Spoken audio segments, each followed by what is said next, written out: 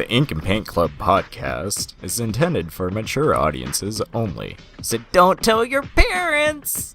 Listener discretion is advised.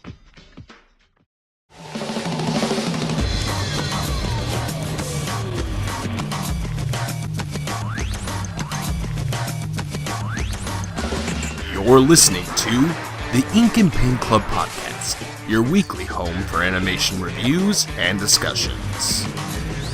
Hello, everybody. Welcome to the Ink and Paint Club podcast for this week.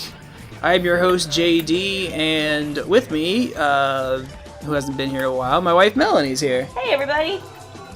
And joining us this week is a very special friend of ours. We went to college together, all of us, and she's a very talented artist. So I thought we'd give her a little attention and do a little artist interview. All the attention. Yeah, but she's been on the show once or twice before. But welcome Casey back. Hello. Hi, Casey. Hi, pleasure to be back. Yeah. I'm not a big internet celebrity or personality because I'm very shy. So I'm coming out from under my rock. You're a celebrity to us. Yeah, that's true. I am. Every time we see you, we gawk and stare. Right. Oh my god, they literally jump for joy. It's a little scary. God. I know, it's like they bum rush me every time they visit. More or less. You have to. It's Casey. Amazing. It's Casey. We've been through so much during our college years. Like, how could we not? It's true, yeah. But before we get started, I do want to say welcome to our new influx of followers that we've gotten in the last week. I know a lot of people came over from the Pizza Party podcast from last week, so I hope everyone has been enjoying the content if you're new here. So and thanks for all the new subscribes and stuff. That really means a lot. So Woohoo! Nice. Yeah. I still need to listen to that.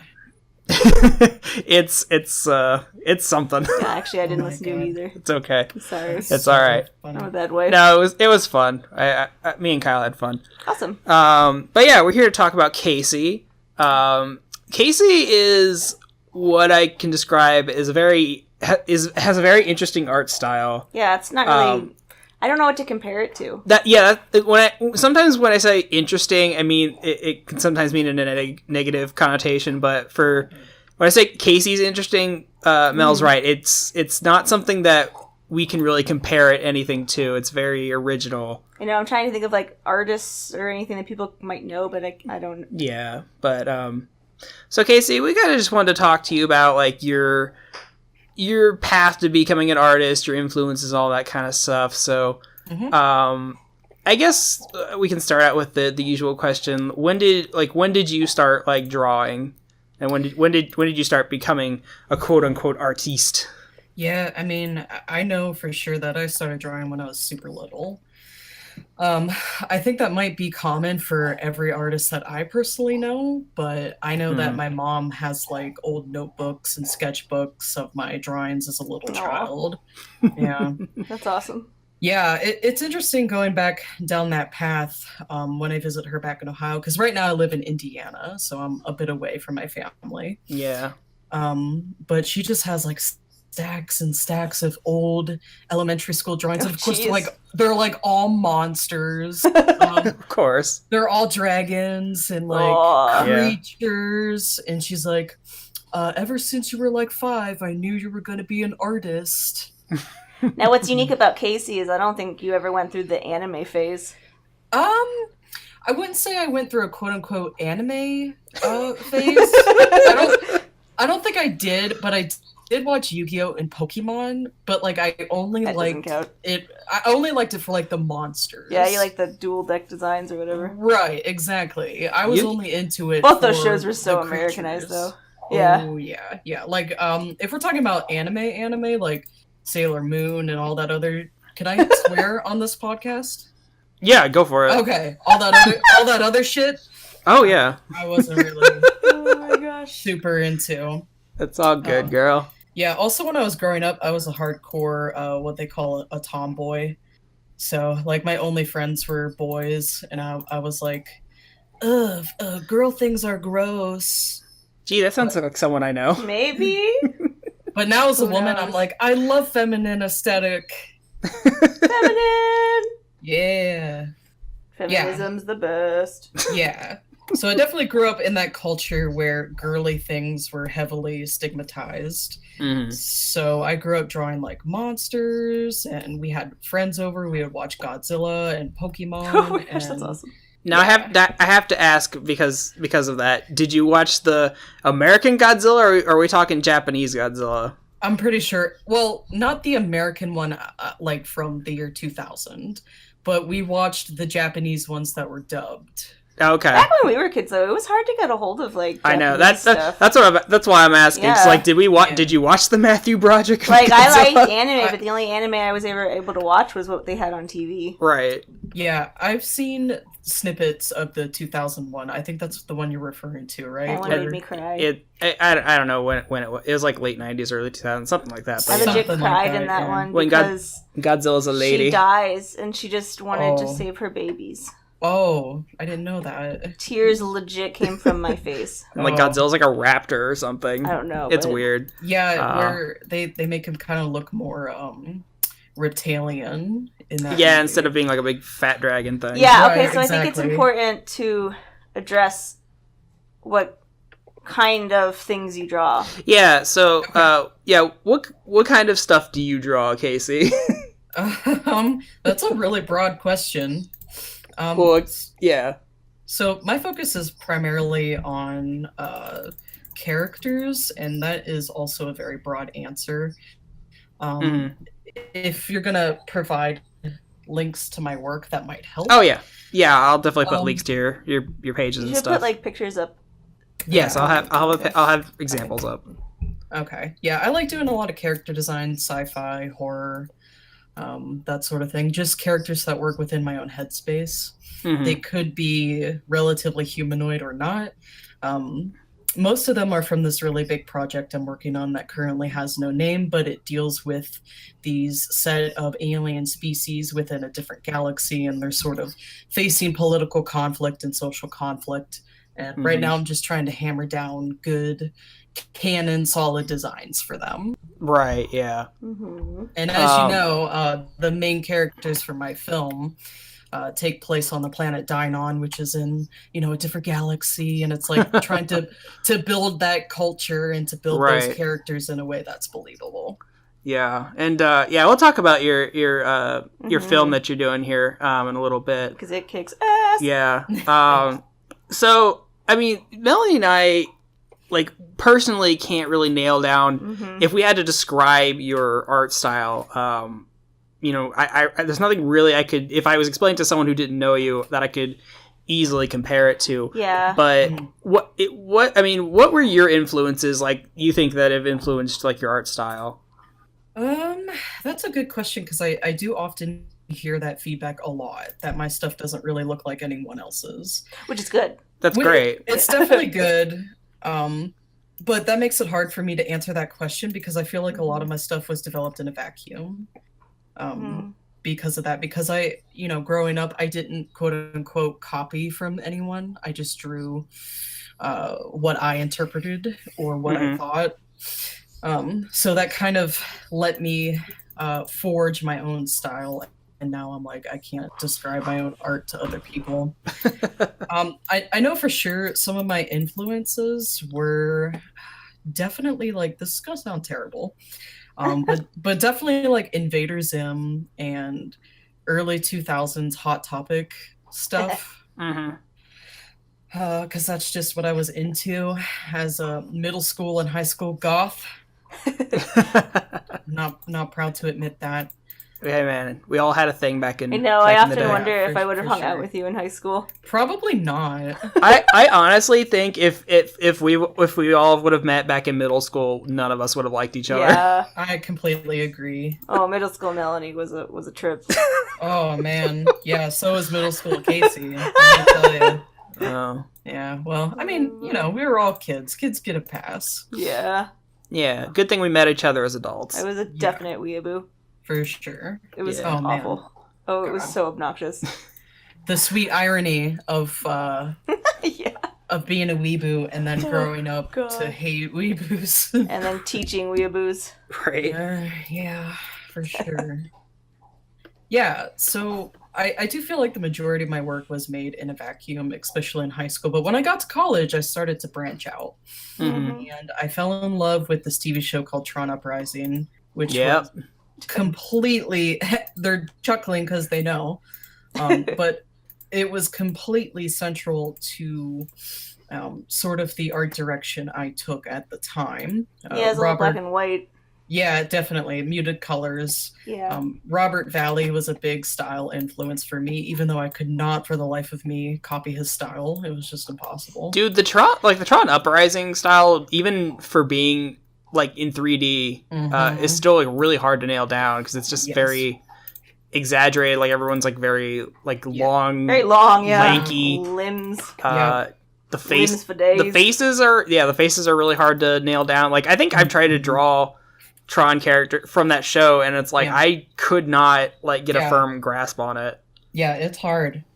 It's a very unique style, and that inspired me not only to experiment with that style more, but explore my own style more in depth. Right. And that's when I started to really kind of take my art seriously, because I think in high school we're all spoon-fed this bullshit that we're really good at art. Yeah. But when you get to college, it's like, oh, I'm not that good. Yeah. Well, it's like in high school, I feel like it can be kind of easy for some of us to you get to be known as like that kid who's good at art. Right. Yeah, Exactly. But then when you go to college for art, you get to be around every other kid that was the kid that was good at art in their school. So that's definitely what happened. Yep. There's so many different forms of art too. Like I was the cartoony one. Because I drew a lot of comics and stuff, but then we also had like a student who was such an amazing painter, like with fine arts and stuff, that I definitely was like, whoa, she's amazing. Yeah, absolutely. Yeah, and that made a big difference, being surrounded by artists and being kind of set back at the bottom of the totem pole. It was really humbling, but at the same time extremely depressing. Yeah, I mean, anytime we had a class with like who are the like Keith Yeah, Keith Roscoe and Keith Roscoe. I forget the other guys. That they were just always in the computer lab and doing things, you know. But you have to look at what they sacrificed for that too. Yeah, Lord knows we had our fair share of long nights and overnights in the computer lab doing. Yeah, it was hell. I mean, there was no fun about that. And even though I thank Bowling Green a lot for teaching what I know now, I think that they sort of nourished that culture of like, if you're not dying, you're not trying. Yeah, I agree with that. And I think that's really toxic. And I had to unteach myself that in graduate school. Well, that's I've never heard that expression before, but I'm thinking about that. I'm like, wow, that was really what it was like at BG. Oh yeah, absolutely. There was this weird. Like if it wasn't your life, then you weren't trying hard enough. And that was really hard for me because I was an art education major, so I had a lot of like student teaching and things to do. Then I'd be up until 4 a.m. in the paint studio, painting, and I'd have to be in a school the next morning. Yeah. Yeah, it's incredibly unhealthy and incredibly damaging mentally, and I had to sort of untangle that when I went to graduate school, because my experience at Ball State was green. And I learned a lot of really valuable things at Ball State, including how to animate properly. No offense, BGSU. Oh no, well, I feel like just from your knowing the stuff you did at BG and the stuff I've seen you do from Ball State, obviously Bowling Green was a lot more. They didn't teach us 2D like at all. Yeah, no. They taught us a little bit of stop motion, but that's literally about it. Right. Everything else was like they saw the industry going towards 3D, so that's what they wanted to focus on. Absolutely. Which I don't disagree with them, but it would have been nice to at least offer a 2D animation class, because I would have liked to learn that. Or just have been more upfront about it, because when I went to Bowling Green, I was expecting to learn 2D. Because they advertised that. Right. Yeah, that's what I was expecting too, but right. You know. So when I got there, they're like, "No, we only do 3D." And it's like, "Oh, well, I guess it's too late now." Yeah. Well, and it was funny because they did like that experimental animation course, and like a fuck ton of people signed up for it thinking it was 2D animation, but it was a bunch of like bullshit stuff. Yeah, like why do sand animation? Sand, and then like there was all these like little subsets of like stop motion, like we had to do pixelation where and then like food animation, and it was just like this is just stop motion in different forms. But are you guys still there? I can't hear you. Hello. Yes, I'm still here. Oh, okay. You cut out there for a second. Sorry, Discord does that sometimes. You're good. But I'm kind of wondering, like, what made you want to choose the schools that you've gone to? Because obviously we all went to Bowling Green State together, and then you went on to get your master's at Ball State in Indiana. Yep. Like, what made you want to choose those schools? That is another really great question. I think for me, BG was close. It was close, but far enough. They advertised the heck out of it everywhere. Yeah, they sure did.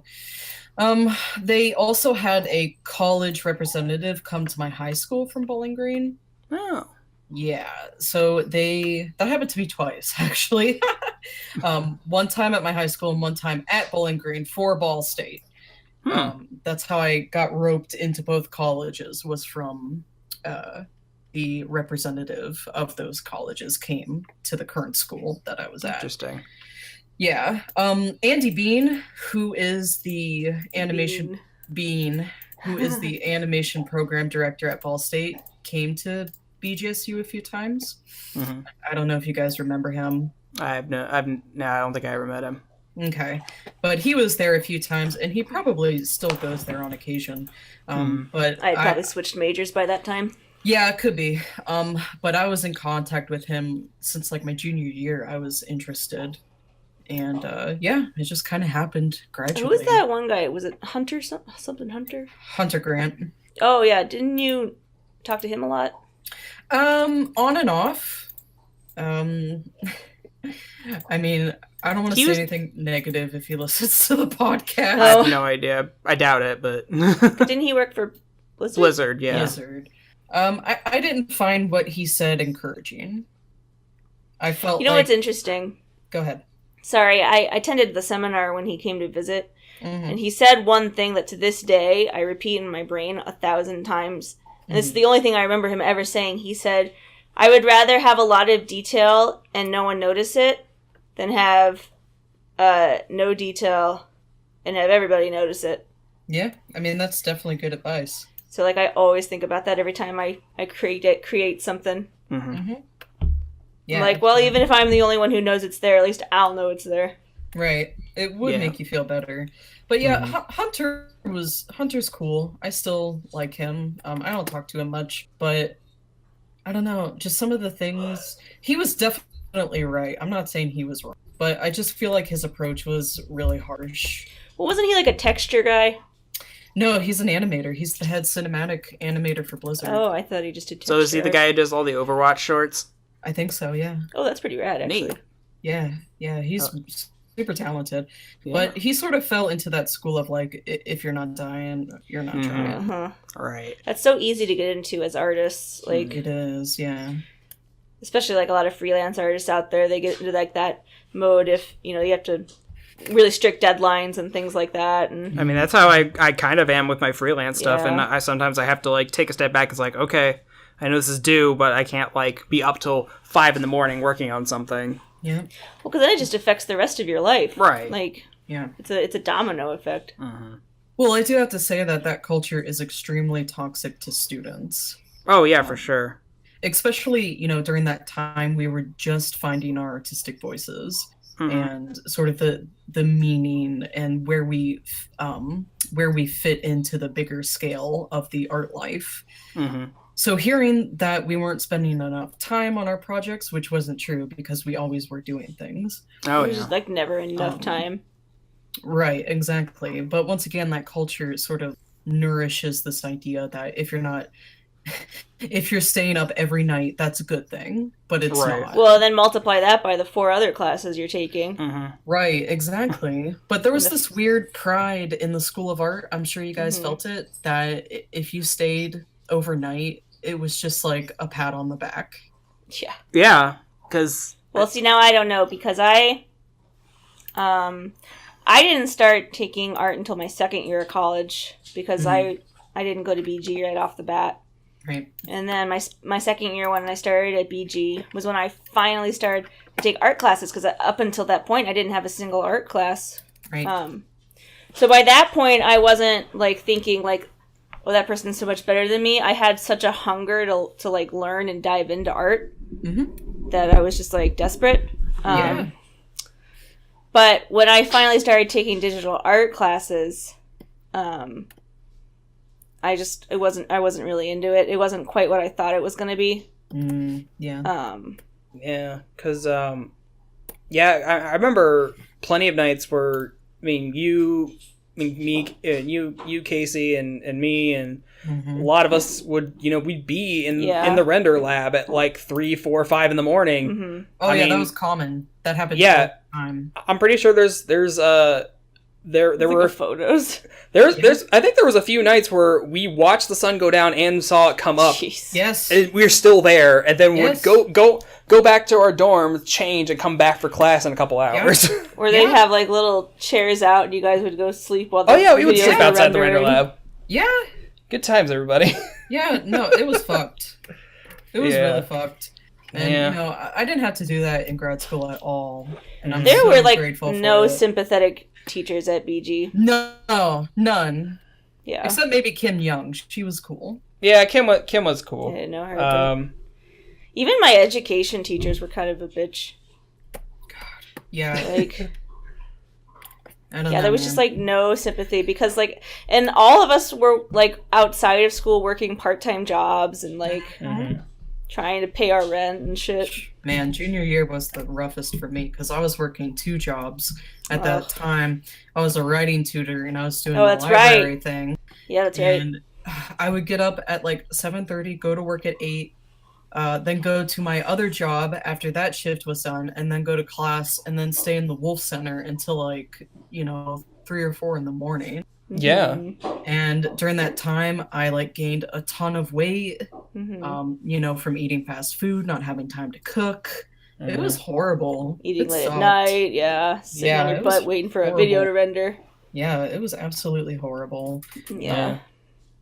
But thankfully, when I went to Ball State, I had time to sort of untangle those bad habits. That's nice.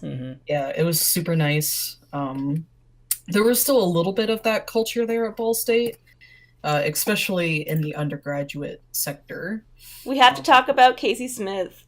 Do we have to talk about Casey Smith? Oh my god, yes, we do have to talk about Casey Smith. He molded us, Casey. Oh my god. Yeah, he did. He was our biggest artistic influence. Oh, he's our biggest artistic critic is a better word for that. He molded me into the person I am today. Okay, so since nobody in the know, this is totally an inside thing between all of us. There was a man named Casey Smith, and he was one of our art instructors. I don't know why this is the way I remember him, but he was like super Mormon. Yeah, he was. I was just about to say that. He's super Mormon. He spelled his name with a K. Does he? Not a C, right? No, he spelled it with a C. He spelled it the same way I spell it. Oh. Right. Yeah.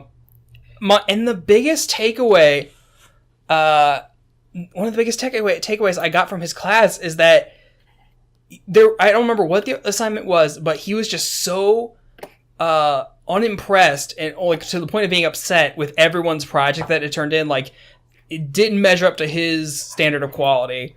And he's like, I used to have a teacher and she used to have this big rubber stamp that just said shit on it, and she would stamp it on projects that she didn't like. And I really wish I had that, but I can't do that because everyone's too sensitive these days. I'm like, Jesus. Yeah, well, that's super unprofessional to tell your students. Oh yeah, he would straight up tell tell the people which projects he thought were bad. I found his Facebook page. Why? He has an art page. Oh, Melanie, remember when he unfriended us? Yeah, that was super awkward. Alright, so this dude was, like, super Mormon. And remember he made, like, this giant, like, D&D illustration? Oh, yeah. He had, where Obama was, like, a demon. It was, like, a political D&D gallery pieces, but all of his drawings were on grid paper, and they were tacked to the wall. They were tacked to the wall. How didn't even bother with like those little paper, like those black paper clip things. It's just. And he drew Mitt Romney as like a wizard or something. Here, I have a picture of it right here on his Facebook. Right. Yeah, I remember that. And then Obama was a necromancer or something. Yeah. And then, so Casey and I had him together. We took a 2D studies class. Because I had him the semester before you guys. I'm pretty sure you had figure drawing with him. Yeah. I had. You and Casey took him together. Yeah, we did. And then Casey and I took him together. Yes. Right. So we had figure drawing with him. Yes. Okay. I swear I had him for another class, too. I don't remember. Anyway. So Casey and I had this... The whole class's central focus was supposed to be, like increasing your ability in two-dimensional art, like drawing. Illustration. That was the entire focus of the class. So, for one project, we were all spending forever working and drawing, and this girl turns in a photo. Like... photography, and we were like, what the fuck, that's not a drawing, that wasn't what was in the syllabus. So and he loved it. He went on and on about how great it was, and this girl was, and I was like, wow, is she sucking your dick or something, like, Jesus. So I said something. Go ahead. So then I said something to him afterwards about it. I was like, I think that's kind of ridiculous, she turns in a photo when this is a drawing class. And that was when he said to us that we have a narrow view of art. Yep. We have a narrow view of art for taking an illustration class. And submitting photographs. Yep. It wasn't just a photograph. It was like a bunch of photographs up on a tack board. Oh, that's right! Like she brought in like a cork board. Right. It was like and tacked a bunch of photos up. Yeah, and they were like connected with thread or something. With a string, yeah. With a string. And it's like, this is like my journey. Like yeah. Yeah. It's like these are all the places like where my heart is. Yeah, and the assignment was like, was it a ritual or something? I don't know, but... I don't remember. Yeah, you and I were literally sitting there, like, we were just like, shut the fuck up, bitch. We were just looking at each other like, are you fucking... And I'm sure she got an A, like... Oh, yeah. Meanwhile, we were cracking all-nighters illustrating shit. Yeah, it was... He didn't like yours, yeah. No, he hated all of my stuff. He shat on yours, yeah. Well, he probably thought it was, like, devil shit. Yeah. Maybe. Yeah. Well, and then he showed us this really weird video that was a straight up pedophile video. I knew you were going to mention that. Oh my god. I don't remember who the artist was, but it was like this old, maybe mentally ill person. But he drew all these pictures of like naked children. Like, with penises. Not like those little, not like little Cupid cherub baby things. Like 10-year-old naked children with like all the details. And I was so uncomfortable by it that I asked him if I could not watch the film because it made me uncomfortable. Oh, and he was so offended by it. He was super offended. Yeah. Do you remember his face? He has like this incredulous look to him when you disagree. He has such a smart... He has such really squinty. He has such a smug face. He really does. Like, he would do that to me and Melanie all the fucking time. Where he would just squint at us. Incredulously at us. And it's like, please stop looking at me. Squint incredulously. And he did. I remember that. It's just like the squint. And then our final project for him was basically like a big fuck you to him. Yep. Sure was. Because he was really into zines. Yeah, we made a really bad zine. We drew private parts and shit. Our final project was we had to make a zine, and he put us in a group with two of the worst students in the class because I think he was mad at us. So he put us with these shitty kids, and we were just like, you know what, let's just make a disgusting zine. That'll be the theme, disgusting. So we drew, penises and shit. Yep. And, we printed out pictures of, STDs or some bullshit. Shut up the zine! It was just a little booklet of, dicks. Fucking blue waffle shit. Oh, God. Yeah, it was horrible. I'm surprised we great. didn't get in trouble. Hey, man, we're over 18. Artistic freedom, man. Absolutely! I think we put, dog shit or something. We did. Yeah, we had, pictures of dog poo. Yeah. And, genital warts. Oh my god, it's great. So obscene. It was beautiful. It was beautiful. Yeah. I think he ended up giving every me page. He ended up giving me a C, which I thought was complete bullshit. I tried to fight it. Yeah, I know. I went to the head of the School of Art to try and fight it. Oh, that reminds me. I still kind of feel bad about this because I feel like it had ramifications on other people. Your letter. Because I had him the semester before you guys, and for the listeners, I'm sorry this is going on so long, but he was just such a cuck. Yeah. But yeah, so when you take a class, usually at the end of the semester, you get how would you improve this class? How would you rate your instructor and all that stuff? And I wrote this scathing 3-page essay about why this man should not be an instructor at this school and the horrible shit he said to all the students before, and just went on and on and on.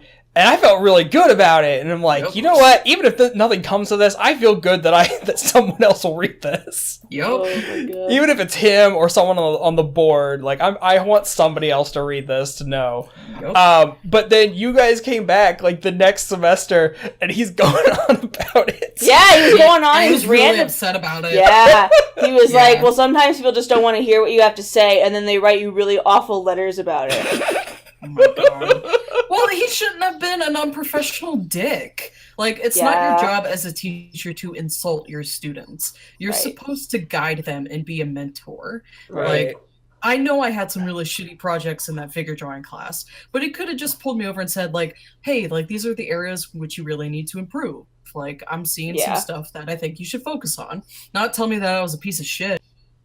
He just did not know how to be a teacher, and that's such a difference between... Yeah.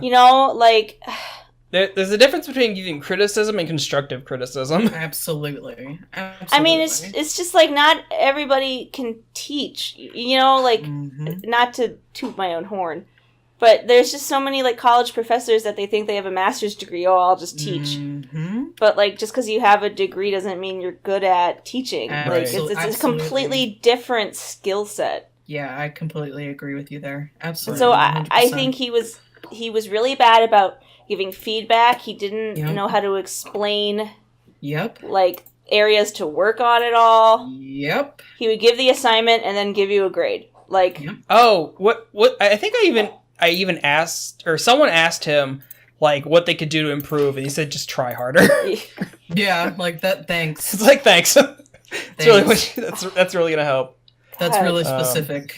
Yeah. He was such a D-bag. Yeah. Well, I mean, it sounds like things have gotten better since you've moved on to a new school. Yes, for sure. Ball State was a gift to me. Yeah. So, I mean, I've seen the stuff you've been putting out since you moved on to Ball State, and your art was pretty good when we met. No, it wasn't. That's the thing. It wasn't. I guess from an outsider, maybe I'm a little biased. Because I don't know, Casey has is very knack for just very interesting creature design and a lot of detail. And for someone like me who really tends on the simplistic side of character design, I find it impressive personally.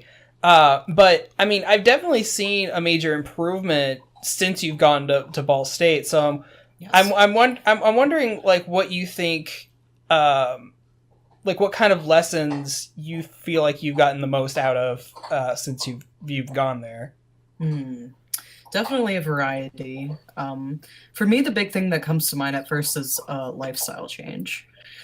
We were talking about that whole culture of if you're not Mhm. dying, you're not trying. Yeah. And thankfully, I wasn't really exposed to that during my time at Ball State. It was more of, we want you to get better, but we're not going to hold your feet to the fire. And if you don't get better within a certain time frame, you're not a bad person. Well, I think that's how grad schools are, because it's more like now you're here for a specific reason. You're here because you want to be here, right? And we're not gonna force you, right, to absolutely be here if you don't want to be here. Yeah, and I had the benefit of having a very class. There was only 4 of us. Oh wow! I think so it's very small. Typically, you get one-on-one time with your instructor whenever you want. So that was a big difference. Not being a face in the crowd, you always had a personal relationship with your professor. For me, really what made me improve a lot also, I think, was meeting my boyfriend, Noah. Yeah. He's an incredible artist, and he's always carrying around a sketchbook and drawing, and I started doing that, and I took up after him doing that, and that really helped. Yeah. Mm-hmm. So just, because at BG, I would never sketch or draw. Really? And that. Never. I was too afraid. I was too ashamed. I didn't think what I was drawing was good enough, so I just wouldn't do it. Wow. Well, and there was also the kind of that weird, I guess I want to say culture is that, like, if you were in, like, the art buildings and you were drawing, there'd just be a chance that some weirdo would just be peeking over your shoulder and just watch you. Or that's like, so true. And then try to, get involved with you. Yeah, right. like, they would, like, there'd be this weird habit of some people who would come up to you, see that you're drawing, make that connection, like, oh, we both draw. Yep. But then try to lead that into, like, so they can tell you about their art. Characters and their shit. Characters and stuff. I could throw out some names here, but I won't. Yeah, let's not throw anybody personally under the bus. Instructors are one thing. You know who I'm talking about. Oh yeah, there's a handful. There's a handful. But so I can totally understand that. I was kind of the same way. I never really wanted to draw out in the open. Just because it's just I don't want if I'm drawing something that's that's my thing, and I don't want it on people. I don't like an audience. Usually you're just trying to kill time or zone out or something. Right, exactly. It's not something I want to make a spectacle of. Yeah, I'm just dicking around. We had to talk about our club. That's how we all met. Oh yeah. That was the whole reason we all met. Yeah. So Melanie started a cartooning club. Yeah, I was really passionate about it because when I had actually gone to BG for my my portfolio interview, I brought all my comics and shit. They're like, "Oh, these are really good. You should join the cartooning club when you get here." And I was like, "Fuck yeah!"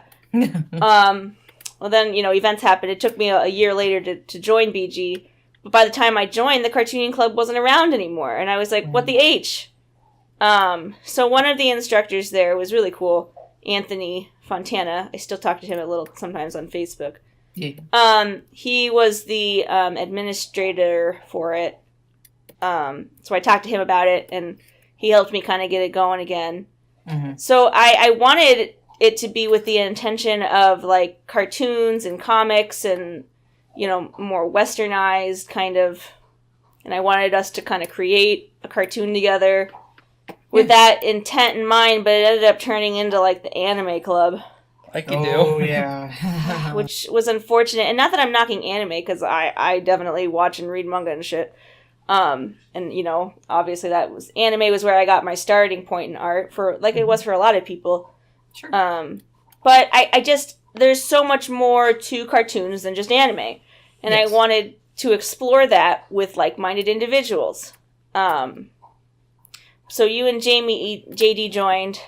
JD was the vice president. For ulterior reasons. Yeah. Yeah. Wink, wink.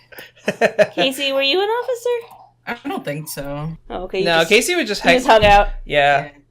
But yeah, I mean, you were still kind of on the shy side back then. Yeah, you sure were. But honestly, I mean, my memory's really horrible, so I don't exactly remember why we all started hanging out. I know, I can't quite remember. But I probably remember. Okay, then enlighten us. I know you would just kind of hang out and we would doodle on the chalkboards and stuff. Yeah. Well, it's embarrassing. Oh, Okay, you don't that's have to say fine. it then. But yeah, we would all doodle together on the chalkboard, and then eventually we just all kind of hung out. Was Ben in the club? Yeah, I think so. I think so. Or Casey introduced him to the club. Something like that. So, But I know Melanie was trying to hook us up. Was I? That's why. Oh, okay. Yeah. But yeah, I think, I mean, I really enjoyed, the kind of art you were putting out, so Yeah, absolutely. I'm sure that's part of the reason. That's why I was really drawn to you. Because a lot of people in the club had a very kind of generic anime style, which, a lot of them were probably had only started Adventure drawing. Time. Or... Yeah, what was popular at the time, but like we keep saying, Casey had a really unique style that we hadn't really seen. Really different, yeah. So it's like, oh, who's this person that's She's drawing making like this? Cthulhu and shit. Yeah. Right. Yeah, okay, it's like dark shit. It's like Lovecraft and Hellraiser kind of shit. And your hair was really long. Yeah, it was. I forgot Casey had long hair. I know she had really long hair, and she would always she would always have a bunch of it in her face. Yep. I forgot about that. But then we slowly, well, not slowly, but I think we quickly learned that you have just a wicked sense of humor. Yeah. Casey is snarky. When she wants to be foul, and I love it. Yeah, I'm kind of a bitch. I love it. That's not what I would say, but honest and hilarious, and it kind of, I think we all just sort of started realizing that we could say crappy things in front of each other and not offend each other. Yeah, definitely. Yeah, well, I think our mutual hatred of the people that were showing up to the club also brought us together. I feel really bad because someone even asked me one time, and I would do like movie showings of like lesser known films, and I would do like, I totally teachered it up, but I did like little PowerPoints and explained them, and yeah. But like, someone asked me once, they were like, what do you have against anime? And I was like, I don't have anything against anime. There's just more mediums out there than anime. And the campus had an anime already club. And they had a Japanese culture club. Like, there's plenty of things for you to do if that is what you want to do. Right. But like, because I at that point had been really trying hard to break out and create my own style that didn't look overly anime, which can be kind of hard to do if that's what your basics are. Right. Yeah, absolutely. And so I was just like, guys, come on. And then we all went and saw Lion King together. Oh my god. Because they had that in theaters. They re-released it. Casey loves the Lion King. Jamie thought I liked Gary. Movie. It's true, I did. Yeah. I didn't know Gary that was then. before we started dating. That's weird. Yeah, Jamie joined the cartooning club because he liked me. I did like you. And now we're married and stuff. And now we're married. It's so gay. Funny how that works. Yeah. Oh my gosh. Good things work out, I guess. So all things considered, the cartooning club was kind of a success. I mean, for us personally. So. Yeah. We made lifelong relationships. Yeah. That is true. That is very true. Well, I know there was a lot of people from the Arts Village coming in. Yeah, I lived in the Arts Village. I lived in the Arts Village for 2 years. And yes, you find jewels, but you also find not so jewels. I wonder if I must not have lived in the Arts Village the same time you did. I don't know. You didn't. I think because there was a like a mythology about it.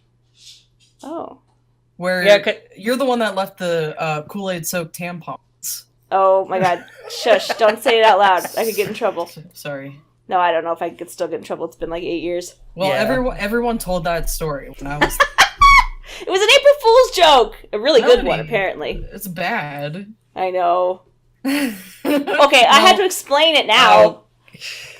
So for April Fool's Day, I took like cherry Kool-Aid, and I dipped a bunch of tampons in cherry Kool-Aid, which, if you get like the black cherry Kool-Aid, it is very convincing. I like the black cherry Kool-Aid. And if you don't like use too much water, it makes it like really dark.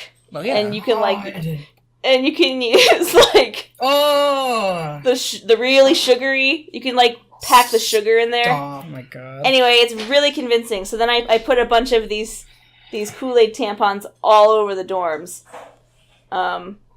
Just as a joke, and they weren't like staining or anything. And I would put them in like the shower drains and like. God. That's still pretty fucked up. Like, and you expect expect people to not talk about that for years to come? Oh, really? I'm kind of proud. Melanie's a legend. Kind of a legend now. That went around the entire 2 semesters. My entire first 2 semesters. I'm shocked. I didn't know that. Yeah, and then I think you mentioned... I had an accomplice. Oh, okay. My friend at the time, Haley Irwin, she was my accomplice. She sat in the dorm room with me and helped me make them. Yeah, that's definitely guilty by association. Yeah. Hey, she totally made a few herself. Okay, but you put them everywhere. Like, yeah, you like could have everywhere. stopped. I tied them on the doorknobs of people and stuff. Oh my god, that's horrible. Shame on you. Well, then I guess the people in the upstairs, on the top floor, they were known as the party floor. Yeah. And I put only one tampon up there in the stairwell. And then, oh right, you told me about that. I think in a reaction to it, they came down and trashed our lounge. Yep. Didn't you hear them all scream in horror? No, I don't know. Oh, okay. I did it at 3 a.m. Smart. Everyone was asleep.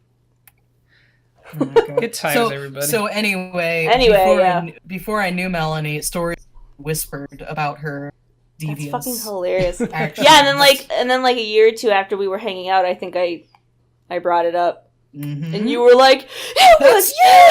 It was you!" Exactly.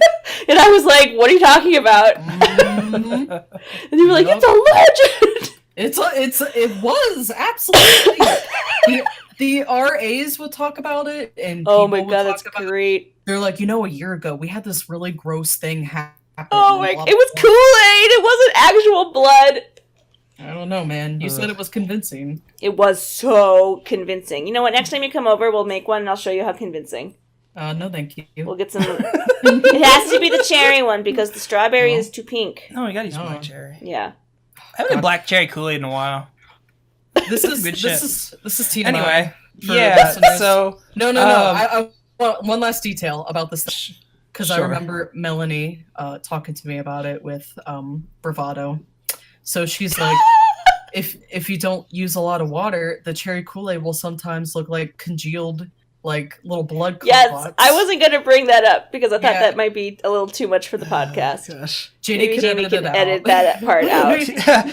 I edit this show. Because absolutely, that's exactly right, Casey. If you don't, for anyone listening, if you want to do this as an April Fool's joke, if you don't add a lot of water, you can make it look blood clotty. God. All right. Anyway, horrible. Maybe don't tag me in this one, maybe so that my coworkers don't see it. All right. You're gonna get an email from BGSU oh my god, it was you. Oh my god. I think the statute of limitations has run out. I was gonna say, yeah, I'm long gone. So, getting back to Casey. I did a lot of pranks actually in those dorms. I know. Sorry, back to Casey. Yes, the Casey show. So yeah, you must have lived in the Arts Village. I only lived in the dorms for a year, and then I moved out. Because you had moved out. You had moved out by the time I'd met you. So really, I started the cartooning club after I moved out. I think so. Oh wow. So. Huh. Yeah, I remember you were already in your. When I met you. Oh wow. My timeline's all messed up. Wow. So one of the things I've really noticed you've improved on since you went to get your master's is you really dove right into learning 2D animation. Yes. What was that experience like coming from a 3D background to jumping into 2D? I'll be honest, it was incredibly difficult. I'm not going to sugarcoat it. Animating at first in 2D very confusing. Yeah, because you don't have the models already built. Right. Staying on model is hard. My first year there, I didn't really know how to use the software, so that was confusing. If you think Maya's confusing, it is for sure. But doing 2D, there's something about it where I feel like you have to be a good renderer, like a good drawer, before you start to attempt 2D. Because if you can't draw very well, then your animation isn't going to look very great. So my first year there, I really focused on honing my drawing skills. And that, in the end, ultimately helped me make better 2D animations because I was a better artist. But learning how to do 2D was hard. Thankfully, I had very good professors there to help me. One of our professors, his name is Brad Condi. He worked as a Disney animator in their 2D department for 10 years. Nice. Yeah, and he worked on Lilo and Stitch, Brother Bear, a bunch of other movies. He worked on Mulan. Yeah, so he had a bunch of references and feedback and just things that really helped motivate me and make me improve my technique. Nice. So I'm going through your pictures. Go ahead. I was just saying, I'm going through your pictures, and something that always stood out to me with your art was just like your lighting and shading was always really awesome. Yeah, you always have like light sources. Yeah, that's definitely important. I feel like taking a painting class was a big help for that. Yeah.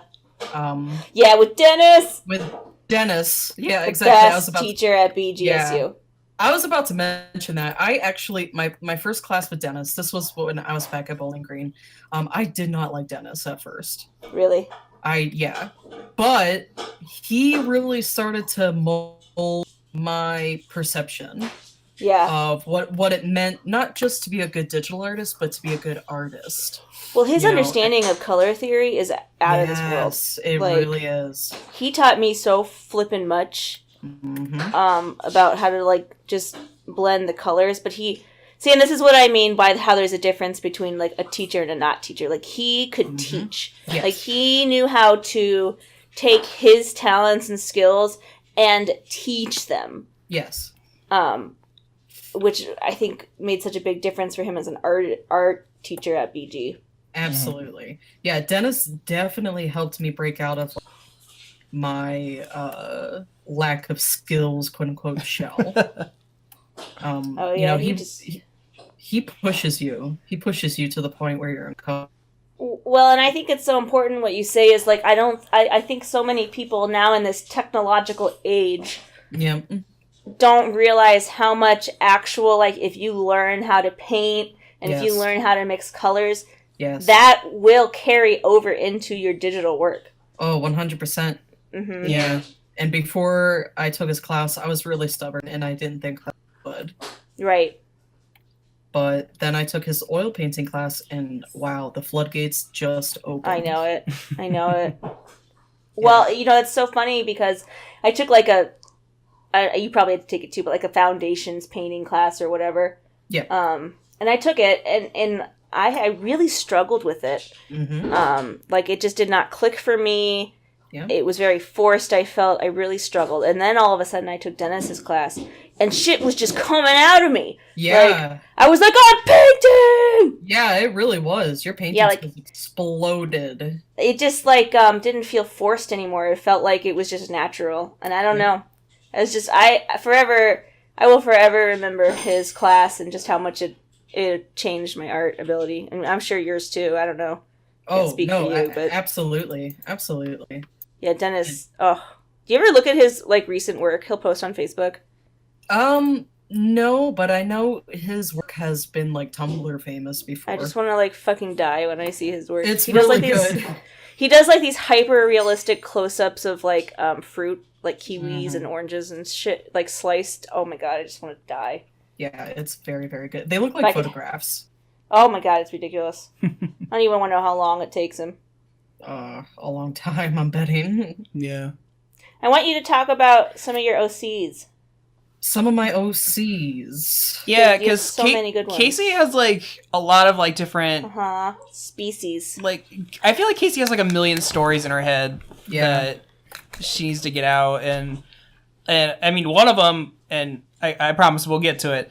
That you chose to focus your thesis film on. Yeah. But yeah, what are some of the characters you've developed over the years? I mean, the first one that comes to mind is my quote unquote token character. She's the one that I draw the most often, and her name is the Proxenex. I'm sure you guys are familiar with her. Oh, we are, yeah. Yeah, I like draw her all the time. She's your cat lady. Yeah, definitely. She's just like a quote unquote go-to character. But she has a complex story, and I don't want to get super into it because I feel like it's a little bit spoilery. Sure, yeah. But basically, in the film and in the greater canon, she is a spiritual leader to her village, and she possesses immense psychic powers, so she's very cool. But I love it because she has like all of these superpowers, but the body of like a 50-year-old cat lady. Yeah. So like a grumpy old grandma or something. She is, yes, a grumpy old grandma. She's very overweight, which is something I like because I feel like Synex is kind of a symbol for me. And for a while, I drew her as like this skinny thing. And I'm like, well, go ahead. Didn't I draw them once? But it was like a really tall, skinny version? Yes. Okay. Yeah, she used to be sort of this featureless character. But now I'm like, well, if she's so symbolic of me, why not give her my body type? And now I've kind of exaggerated that a little bit, where she's like in her 50s now. She's got a mom bod. She's retired. Yeah, I love her too. She's someone I would totally hang out with. Right? Same. That's like, what legit. I want. I love you posted like her walk cycle, and you're like, oh, she coming. Oh, she coming. Oh, she coming. Oh, shit, she coming. She gonna beat that ass. I love that. It's like, I call this one Big Mom energy. Big Mama. Yeah. Big Mama. She coming. I love her. Yeah. She's great. And I love who you got to voice actor. Oh my god, yeah. Yeah. My teacher, Sarojini. So I TA'd for her one year, which is basically, I just helped her run class. And she's a printmaking teacher at Ball State. She's really awesome. She's this short Indian woman who's a powerful feminist and super nice, super caring. And when I was TAing with her, I just thought, you have a voice that I like and that I would like to use. Yeah, she's awesome. She was perfect. I know, she was perfect. Yeah, it's so funny because when I tried to recruit her, she's like, "Well, I think you should talk to my friend Pat," and it's like, "No, Sarojini, I want you." Like, bitch, give me your voice, like Ursula in Little Mermaid. Yeah, right. It's like I'm asking you. Now sing. Well, I guess that can kind of segue into your film that you're working on. It's done. Oh yeah, so it's done. It's amazing. Like 100% sound and all that's done. Yeah. All right. Well, do you want to talk about like your film and like the process of it at all? No. Okay. Yeah. No, I will. Okay. Yeah. No, it's fine. I just worked on it for like a year and a half. Yeah. I'm trying to take a brain break from the idea though was like a lifelong venture. Yeah, it sure was. So essentially for my master's degree, the final carrot at the end of the stick is that you have to make a short film all by yourself. So I did that, and it's done. And it's essentially about these two characters, their mother and son. And the mother is Synex, and her son Sem is trying to take up the mantle of chiefhood after his father passes away. And these are like alien characters, right? Yes. Alien cat people. Yeah. If JD wants, he could link to like their Sweet. Yeah, I'll make sure there's links to all of Casey's blogs and art pages, and I'll have example images in the actual podcast video. So yeah, for sure.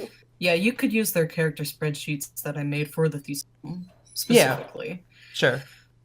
So yeah, it's about them kind of reconciling this loss, and it's a greater reflection of when my dad passed away. So I wanted to do a film that was very meaningful and that would potentially help people who experienced what I experienced when I lost my dad. Right. And it's ultimately about growing up and dealing with that experience and Mhm. moving on with it in a positive light and in a productive light. I mean, I'll tell you what, like, obviously I know who you are and, you know, and that experience with your dad, but you didn't have to explain a single thing to me when I watched that film, and I totally got it. Like, Yay! like, you just convey the emotions so well. And it's, yay! yeah, and it's really easy to follow the story. Good. And it's cool because, like, it opens up just, like, right in the middle of the ceremony. Mm-hmm. Yeah, I tell you what, the first few months I was storyboarding that out, it did not. Oh, really? Yeah, I started off like they were in their house, they were getting ready, Mm-hmm. you know, just all of this unnecessary shit. And then one of my professors, he's like, just start it at the ceremony. Yeah. It's like, it shaves off literally 3 minutes Oh of my gosh, work. yeah. Yeah. You know? At first, it literally started off like the morning, Synax walks upstairs and wakes up her son. He Oh, doesn't want to get out of bed. She has to make him like put on his clothes and do the mom shit. So Yeah. it's like, just shave off the fat, you know? Get to the point. Yeah. And- And I do want to give you credit, Casey, like, kind of piggyback on what Melanie was saying. Because, you know, like we keep saying, Casey has a very unique art style. Mhm. And, you know, may seem kind of strange to, you know, someone coming in from the outside. Mhm. But, like, the world that you built for these characters, like, I mean, even though it jumps right into the middle of something that's going on, like, doesn't really need a whole lot of explanation. You kind of just get it. Yeah, like, exactly. it's like this kind of tribal, they like kind of tribal a little bit. It's like something you can kind of relate to with our world. But it's also alien at the same time. But, you know, the you know, like, the emotions and, you know, themes that you were going for, you know, like Melanie said, are, I mean, they're right there. They're Yeah, you don't blatantly say, my dad died. Like, you give all these, like, story hints and cues that are easy to pick up on. Yeah, so even with, you know, these alien characters, like, just the emotion and feeling you were able to get across, I think it was really well done. Thank you. Absolutely. Yeah, I feel like that's super important to me, because how else are you going to do these characters? Right. And also, I think I've told you and Melanie this before, but when we were in college, there's all these kids in the animation program, and there's this like added, or just kind of rule. It's not like a rule. I don't know what the call it is, but it's basically, there are some people who have an art style that do not lend themselves well to animation. Yes. There are, I not to toot my own horn, I think the style that I have does lend itself well to animation, because it's simple, it's geometric. Yeah. So, I mean, there was some people would just be, it lends itself there's well some to people who are good illustrators and it looks good and two-dimensional comics and stage, stuff like that. Yeah. But there's all these people that be trying to force an art style that doesn't work into, you know, an animated media. And honestly, I mean, I feel bad saying this. Looking at your art, I would always wonder how this would work in animated form, like, because you were just so, like, hyper detailed, really complicated designs. It looked really great, and they made amazing illustrations. Yeah, absolutely. But what I'm thinking is, like, how is she gonna make an animated short film with these designs? And damn if you didn't do it. So, Yeah, seriously. And very well. It turned out great. Yeah, like, I think you translated your character designs. It made I think you simplified them down enough that they can work. Yeah. Would you thank a lot of that to your learnings at Ball State? Absolutely. Yeah. 100%. I mean, the characters from the onset were complex. I mean, they're bipedal. They're relatively humanoid. They have a lot of complex shapes and design choices, and they have their own aesthetic. So that was hard to maintain consistency for. Yeah, just like the costuming and you know, outfits that these characters have, which is it's very unusual.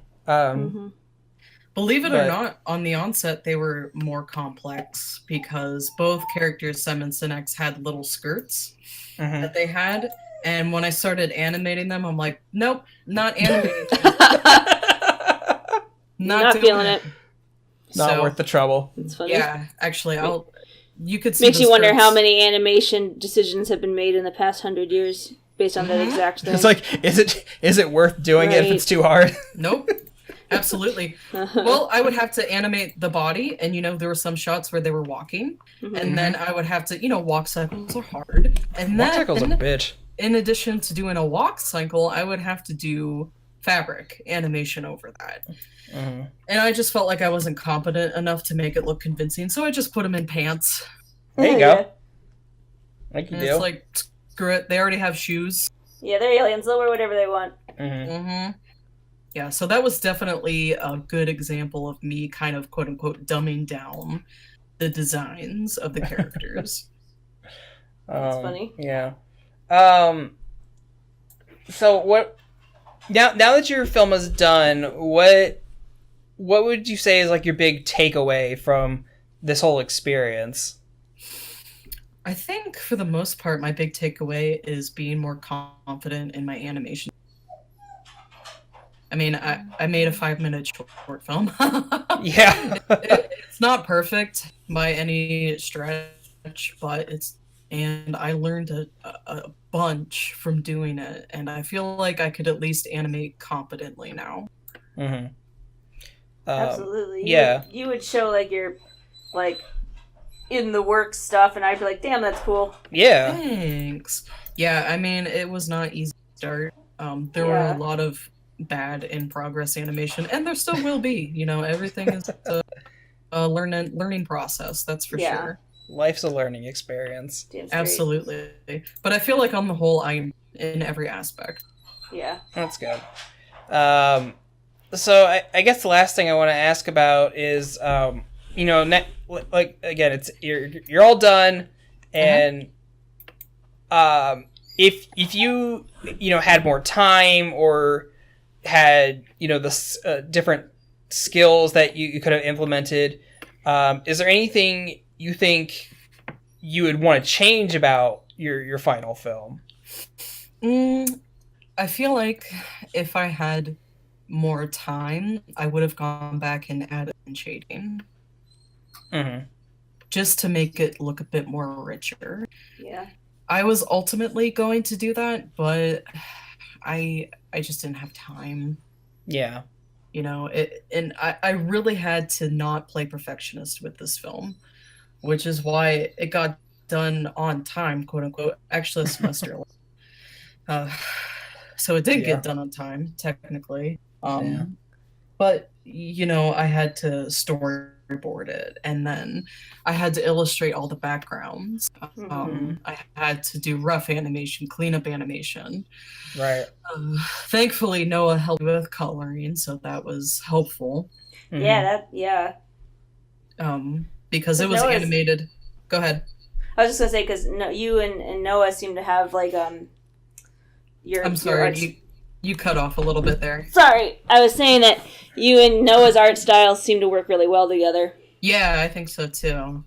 Because he likes monsters and stuff. Yes, and he helped me. He took on the grunt work where I would pass on the files to him, and he would just sit there with buckets. That's fucking love. Just color it for you. Yeah, exactly. And then just do frame by frame paint bucket. And I'm like, you were saving me hours of man.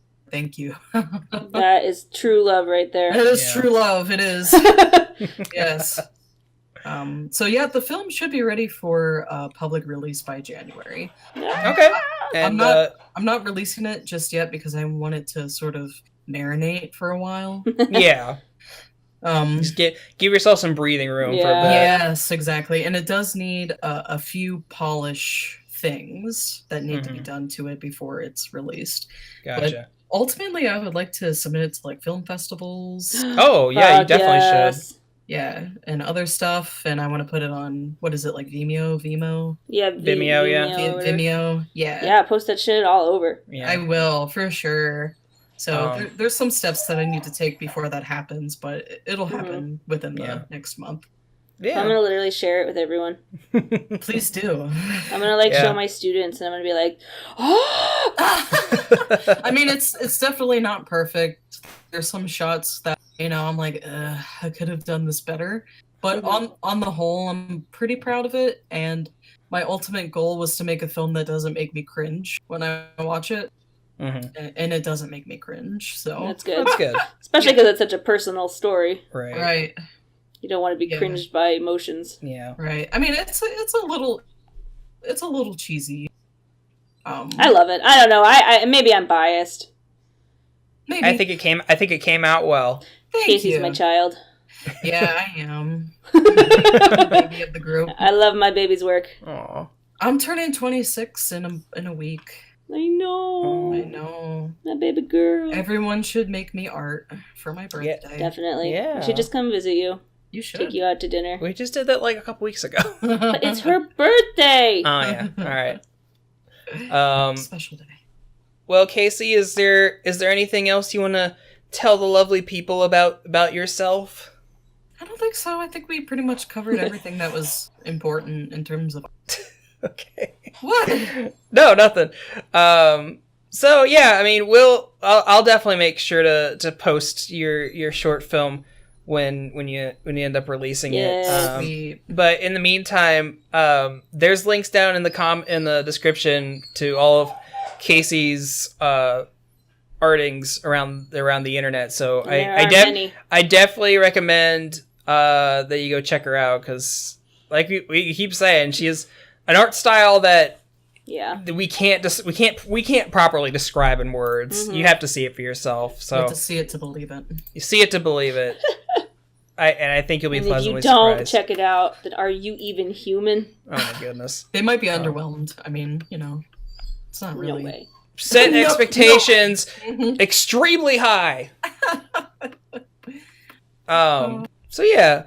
Well, Casey, thank you for talking about yourself with us. Yeah, thank you so much for having me on your podcast. Yeah, we Melanie and I immensely enjoy your work, and we want to. And we immensely enjoy you as a human being. Yes, also I that. certainly hope so.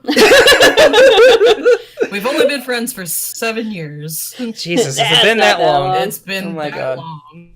Christ. Man, that kicks ass. Yeah. Right? Yeah. Well, I hope everyone listening to this enjoyed, a lot of our in-jokes and stuff. Yeah. Like, don't make sense. Maybe someday Casey Smith will You'll be like a famous animator, and then he'll watch this and be like, "Fuck, I shouldn't have been a bitch to her." Right. I actually hope for that. Yeah. Oh my god. That would be so delicious. Oh my god. It would be. I would eat it up. Because you have a very narrow view of art, so I mean. Oh my god. Yeah. It's like, well, I'm gonna make a whole series on my. Especially because you shat on You did an illustration of the throne room once, right? Yep. That is in your film. It's not in the film, but it's like in the broader canon. Mm-hmm. Yeah. It's like, this is like really, really bad. Yeah, he shat all over it. Oh my god. And you worked so hard on that. It's like, I understand that my art at the time wasn't great, but you're a teacher and you're supposed to be a mentor and not like a mean. This podcast is just turning into the. Yeah. I'm sorry I brought it up. It's fine, but yeah. So I hope everyone enjoyed this episode, and we'll be back again next week with I don't know, something. I wrote a schedule the other day, so go check that out. Well, Casey, thank you again, and Melanie, thank you for being here. Of course. Yeah. Yes, of course. Thank you for having me. Yeah. So yeah, I guess we'll just catch everybody all next week. Woo, goodbye, lovely people. See ya. Thank you for listening to this episode of the Ink and Paint Club podcast. Be sure to subscribe to the channel so you can catch a new episode every week. Also be sure to follow us on our Facebook and Twitter so you can keep up with the show. Links are in the description. We'll see you next week.